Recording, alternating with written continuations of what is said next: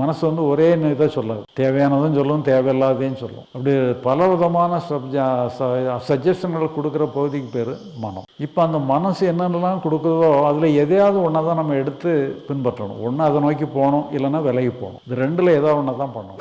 ஞான முகாம் நீட்டு சொல்லி 3 நாள் நடத்துகிறோம். நீங்கள் ஒவ்வொருத்தரும் வந்து என்னென்னு சொன்னால், உங்கள் ஆயுளுக்கே ஒரே ஒரு தடவை நீங்கள் கலந்துக்கிட்டால் போதும். திருப்பி திருப்பி கலந்துக்கிட வேண்டிய அவசியமே கிடையாது. அதுக்கு பிறகு நீங்கள் வாழ்நாள் முழுசும் நீங்கள் ஞானம் சம்பந்தமாக நீங்கள் எந்த முயற்சியும் பண்ண தேவையில்லை. உங்களுக்கு எல்லாமே நாங்கள் கற்றுக் கொடுத்துருவோம்.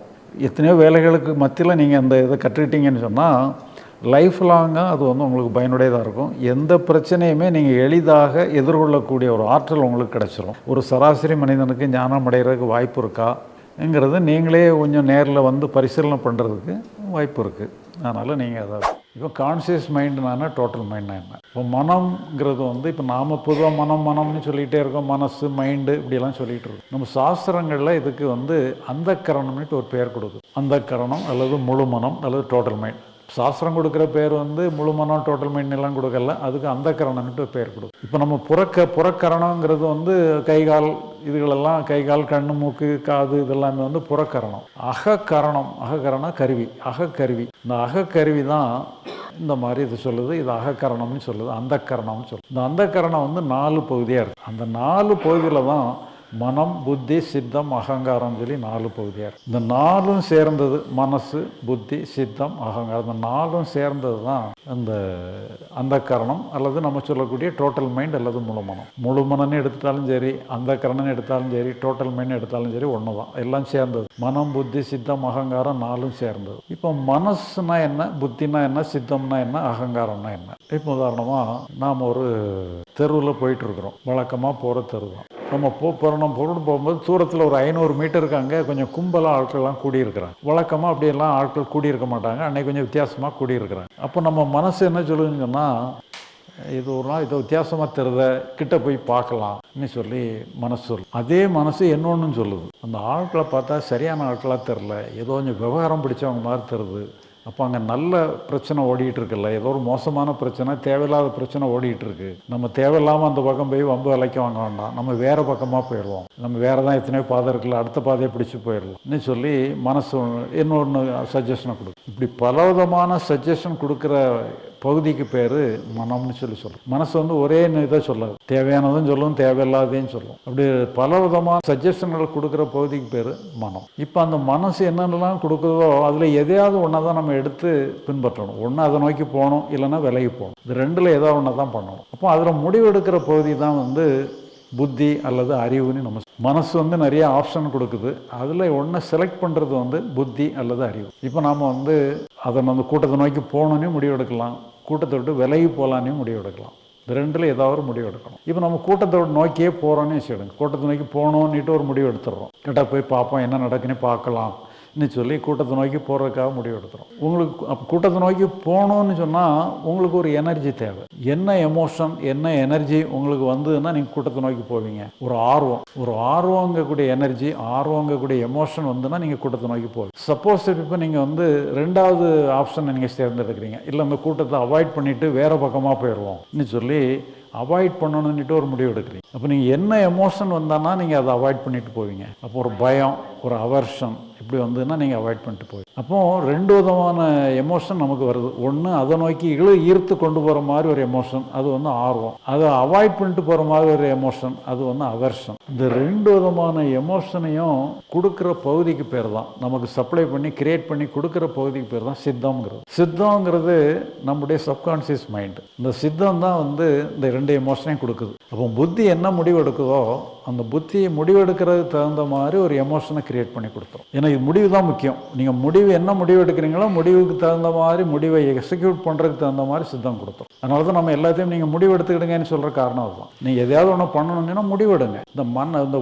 உணர்ச்சிகளை கொண்டு வரணுங்கெல்லாம் முடிவு எடுக்காது. இந்த உணர்ச்சி வரணும், அன்பு இருக்கணும், வருத்தம் இருக்கக்கூடாது, கோபம் இருக்கக்கூடாது, பயம் இருக்கக்கூடாது, அப்படியெல்லாம் முடிவு எடுக்கக்கூடாது. நீங்கள் எதையாவது செய்யணுமா, செய்ய வேண்டாமா, அந்த மாதிரி செய்யணுங்கிற மாதிரி என்ன பண்ணணும்னு முடிவு எடுத்தீங்கன்னு சொன்னால் அதை பண்ணுறதுக்கு தகுந்த மாதிரி எமோஷன் வந்துடும். அப்படி கொடுக்குறதுக்கு இடத்துக்கு பேர் தான் சித்தம்னு சொல்கிறது. அந்த சித்தங்கிறது வந்து சப்கான்ஷியஸ் மைண்டு.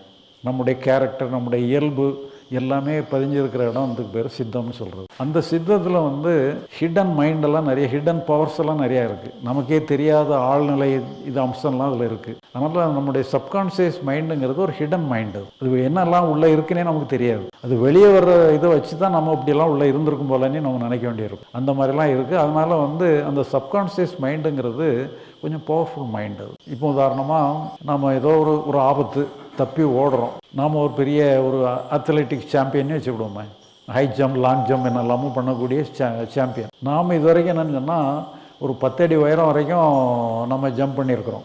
10 அடி சுவராக இருந்தாலும் கூட ஜம்ப் பண்ணிடுவோம். அதுக்கு மேலே நம்மளால் ஜம்ப் பண்ண முடியாது. ஆனால் ஒரு எமர்ஜென்சியில் நீங்கள் போகும்பொழுது 20 அடி சுவரை கூட நீங்கள் ஜம்ப் பண்ணிடுவீங்க. இப்போ அதுக்கு என்னன்னு சொன்னால் அந்த நேரத்தில் உள்ள ஆற்றல் கொஞ்சம் அமானுஷ்யமாக ஒரு அப்நார்மலாக ஏதாவது சில இதுகள் சாத்தியமில்லாத ஒன்றை கூட சாதிக்க வைக்கிற மாதிரி சில பவரை கொடுக்கறது வந்து அதுவும் இந்த சித்தம் தான். அப்போ இந்த சித்தத்துக்கு வந்து ஒரு ஹிடன் பவர் இருக்கிறனால அது கொஞ்சம் பவர்ஃபுல்ங்கிற மாதிரி அதை நம்ம எடுத்துக்கலாம். அதுதான் வந்து சித்தம்னு நம்ம சொல்கிறோம். அகங்காரம் நிட்டு வருது. மனம், புத்தி, சித்தம், அகங்காரம். அகங்காரம்னா அகங்காரம்னா நான்ங்கிற உணர்வு அதுதான் பெரும்பாலும் சொல்லுவாங்க. ஆனால் உண்மையிலே இந்த சித்தத்தில் வந்து நம்ம ஒவ்வொன்றும் தனித்தனியாக நம்ம சொல்கிறோம். பயத்தை கொண்டு வர்றோம், கோபத்தை கொண்டு வர்றோம், டென்ஷனை கொண்டு வர்றோம். எல்லாமே சித்தத்திலேருந்து வரக்கூடிய எமோஷன்ஸுக்கு வந்து தனித்தனியாக பேரை கொடுக்குறோம். பயம், வருத்தம், கோபம், டென்ஷன், அவர்ஷன் இப்படின்னு எல்லாமே பேர் கொடுக்கும். அதுக்கு மொத்தமான பேர் வந்து அகங்காரம். அதுலேருந்து சித்தத்துலேருந்து என்னென்னலாம் வெளிப்படுதோ அதுக்கு பேர் அகங்காரம். ஏன்னா நமக்கு வந்து எப்போவுமே நமக்கு ஏதோ ஒரு கான்சியஸ்னஸ் இருந்துக்கிட்டே இருக்கும். அந்த கான்சியஸ்னஸ்ங்கிறது வந்து நம்ம சித்தத்துலேருந்து வெளிப்படுறது. அந்த கான்சியஸ்னஸ் வந்து நம்ம கான்சியஸ்னஸ்னாலே அதில் பிரதானமாக இருக்கிறது வந்து நான் இருக்கிறேன்ங்கிற உணர்வு அதில் பிரதானமாக இருக்கும். அதே மாதிரி எல்லா எமோஷன்லையுமே நான்கிற உணர்வு இருந்துக்கிட்டே இருக்கும். அதனால தான் அதுக்கு வந்து நான்னிட்டு ஒரு அகங்காரங்கிற ஒரு பேர் அதுக்கு சூட்டியிருக்கிறாங்க. அதனால் மொத்தத்தில் வந்து மனம்னா என்ன, புத்தினா என்னத்துங்கிறது தான். இந்த இதெல்லாமே ஹிடனாக தான் இருக்குது. சித்தம், அகங்காரம்லாம் ஹிடனாக தான் இருக்குது. வெளிப்படையாக தெரிகிறது வந்து மனம், புத்தி தான். மனசு வந்து அலைபாஞ்சிக்கிட்டு இருக்கக்கூடிய மனசு, அதில் செலக்ட் பண்ணுறது வந்து புத்தி. அந்த மனசும் புத்தியும் இணைஞ்சிட்டுன்னு சொன்னால் ஒன்றாயிருது. இந்த டோட்டல் மைண்ட் ஆச்சுன்னு சொன்னால் அங்கே பிரிவே கிடையாது, எல்லாம் சேர்ந்து ஒன்றாயிரும். எல்லாம் சேர்ந்து நாலும் சேர்ந்த மொத்தத்துக்கு பேர் வந்து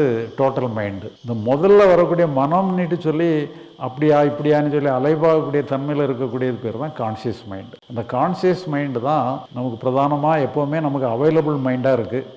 அதனால் எப்போவுமே நமக்கு வந்து இப்படியா அப்படியாங்கிற கேள்வி இருந்துக்கிட்டே தான் இருக்கும். ஆனால் அந்த எந்த இதை செஞ்சாலும் அந்த கான்சியஸ் மைண்டு தான் செய்யணும். கான்சியஸ் மைண்டு இல்லாதபடி எதுவுமே செய்ய முடியாது. எந்த வேலையை எடுத்தாலும் கான்சியஸ் மைண்டு தான் நான் தான் செய்வேன்னுட்டு முன்னால் வந்து நிற்குது. அதுதான் நமக்கு சஜஸ்ட் பண்ணுது, அதான் நம்மளை வழிநடத்தி கூட்டிகிட்டு போகுது. ஏதாவது ஒரு எமர்ஜென்சி வரும்பொழுது டோட்டல் மைண்டு இணைஞ்சிக்கிடுது, எல்லாம் சேர்ந்து இணைஞ்சிக்கிடுது. இப்போ என்னன்னு சொன்னால் அந்த கான்சியஸ் மைண்ட் வந்து தானாக செயல்படும் பொழுது அது கொஞ்சம் பவர்லெஸ்ஸாக இருக்கும். அப்போ அதனுடைய பின்னணியில் டோட்டல் மைண்டு இருக்குங்கிறத இந்த கான்சியஸ் மைண்ட் வந்து நமக்கு உதவிக்கு ஒன்று இருக்குன்னுட்டு சொல்லி இருந்ததுன்னு சொன்னால் அந்த கான்சியஸ் மைண்ட் வந்து செய்கிற செயலை நல்லா செய்யும். அது நல்லா செய்யும்போது டோட்டல் மைண்டு அதோட இணைஞ்சிக்கணும், ரெண்டும் சேர்ந்து செயல்பட ஆரம்பிக்கும். அப்போ இந்த டோட்டல் மைண்டை நம்ப வேண்டிய ஒரு கடமை யாருக்கு இருக்குன்னு சொன்னால் அந்த கான்சியஸ் மைண்டுக்கு தான் இருக்குது. கான்சியஸ் டோட்டல் மைண்டுன்னு ஒன்று இருக்குது, அது நம்மளை ப்ரொடெக்ட் பண்ணிக்கிடும்.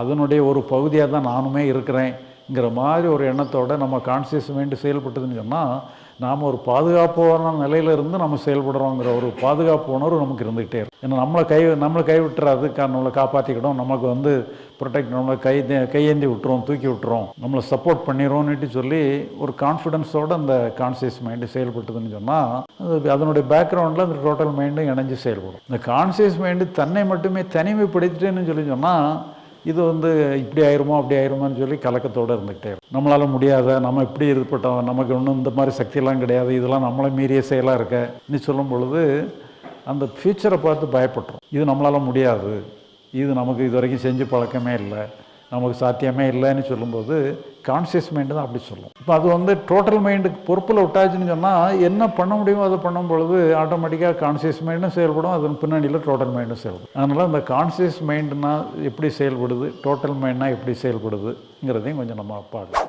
ஞான முகாம் நீட்டு சொல்லி 3 நாள் நடத்துகிறோம். நீங்கள் ஒவ்வொருத்தரும் வந்து என்னென்னு சொன்னால் உங்கள் ஆயுளுக்கே ஒரே ஒரு தடவை நீங்கள் கலந்துக்கிட்டால் போதும், திருப்பி கலந்துக்கிட வேண்டிய அவசியமே கிடையாது. அதுக்கு பிறகு நீங்கள் வாழ்நாள் முழுசும் நீங்கள் ஞானம் சம்பந்தமாக நீங்கள் எந்த முயற்சியும் பண்ண தேவையில்லை. உங்களுக்கு எல்லாமே நாங்கள் கற்றுக் கொடுத்துருவோம். எத்தனையோ வேலைகளுக்கு மத்தியில் நீங்கள் அந்த இதை கற்றுக்கிட்டீங்கன்னு சொன்னால் லைஃப் லாங்காக அது வந்து உங்களுக்கு பயனுடையதாக இருக்கும். எந்த பிரச்சனையுமே நீங்கள் எளிதாக எதிர்கொள்ளக்கூடிய ஒரு ஆற்றல் உங்களுக்கு கிடச்சிரும். ஒரு சராசரி மனிதனுக்கு ஞானம் அடைகிறதுக்கு வாய்ப்பு இருக்காங்கிறது நீங்களே கொஞ்சம் நேரில் வந்து பரிசீலனை பண்ணுறதுக்கு வாய்ப்பு இருக்குது. அதனால் நீங்கள் அதை